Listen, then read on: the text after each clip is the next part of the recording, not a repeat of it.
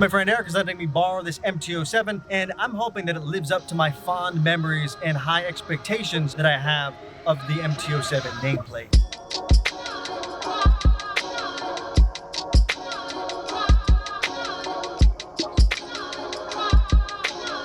As a designer, what are some key things that jump out to you about this bike? Favorite part about this bike, as far as like the design goes, I really like the design of the gas tank. It's very aggressive, and I think it's married really well into the frame. The front of the design, if you look at it, like where the headlight and things are, gas tank, like this area really reminds me of like the Evangelion, Gundam, like a Neon City, cyberpunk, Japanese kind of vibe. And like I said, you are a designer and you're currently building a brand called Elite Menace. What's an Elite Menace and what's the brand about? Elite Menace as a brand is a lifestyle brand that specializes in higher end, higher quality embroidery. The shirt that I'm wearing now is the first run. I've been trying to jack it up, but I can't. It's really solid quality. If you fancy yourself an Elite Menace, check the link in the description below. Follow them on Instagram, and let's get on this bike. Around town or in the city, the first thing I notice is the seat height. At 31 inches tall, I am able to flat foot this bike walking around at 5'9" with my boots on, which is confidence inspiring, especially for a newer rider. Now, there's also a lot of lockout. So you have a great low speed maneuverability with this bike, which again is confidence inspiring for anybody really, but particularly around the city, where if you're in a city like LA or somewhere where you can lane split, having that kind of low speed maneuverability is really important. And in addition to the long lockout range, the bike itself is really narrow.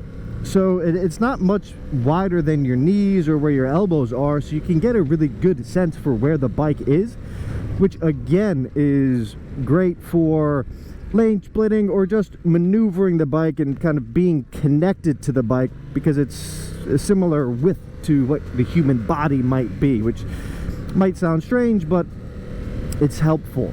And around town, this motor is phenomenal. It's a 689cc parallel twin, so it's got a lot of torque, 50 pound-foot of torque, 74 horsepower. So around the city, it's really a blast to ride.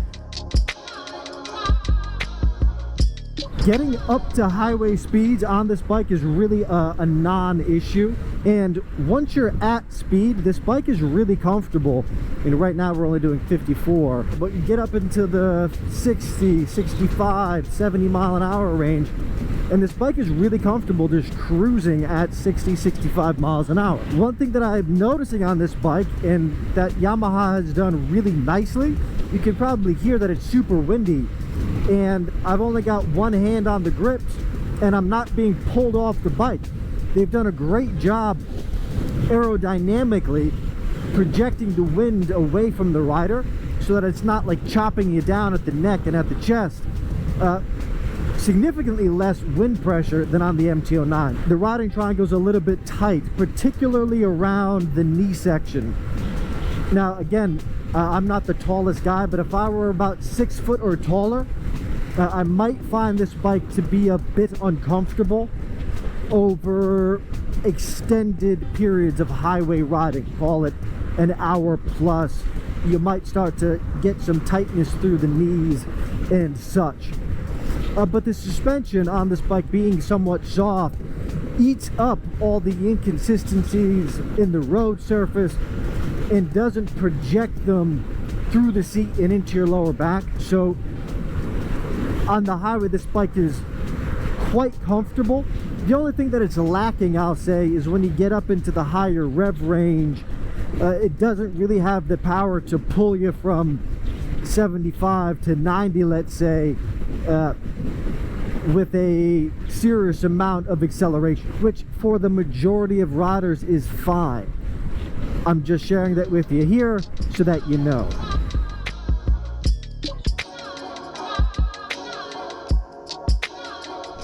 In the mountains, the first thing that I feel is that this bike, even at 406 pounds wet, feels very nimble. It's easy to throw the weight of this bike around, and some of that could be because of the grip width. This I think for this model year, the grips are a little bit wider than they were at least on my 2015 MT-07. So that extended handlebar gives you a bit more leverage over the bars, which is really nice.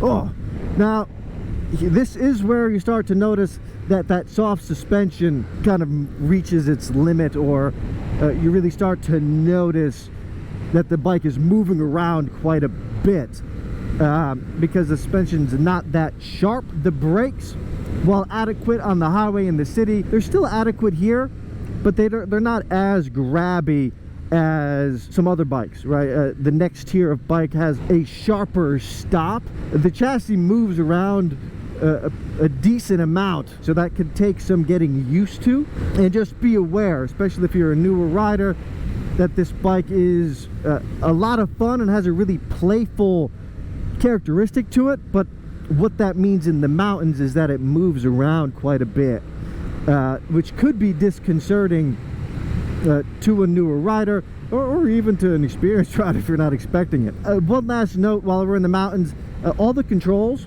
are easily reachable and well placed on this bike. In previous generations, you had to reach up onto the dash and touch the buttons to cycle through the information that you need. That's all been moved to this little thumb gear. The 2023 model has the full TFT color display, but I'll be honest with you, the key information that you need, particularly in the mountains, are your RPMs, your gear, and your speed. And all three of those things are really easily legible and gettable at a glance, which I think is really important, particularly for maybe a newer rider, that if you don't have as much sense for the bike or what gear you're in, or just a little bit less seat time, you want that information to be easily gettable. So you don't want to be searching around for that information, especially in the mountains. So overall, this MT-07 does everything pretty well. It's phenomenal in the city, it's good on the highway, and it's good in the mountains, but not great in the mountains. But it's an approachable bike for a new rider, and it's fun and playful enough to still be really enjoyable, oh, excuse me, sir, for folks that have more seat time. And not just as a commuter, but also as a weekend bop around bike. This is fun. I think it has a place in the stable for a wide range of riders. And I want to thank Eric and Elite Menace for lending me this bike for the review. Again, link in the description to check out that brand. If you haven't already, leave a like and subscribe. And I got the MT-09 back on the road, so the next video will be reintroducing that bike after a 3-month hiatus. All right.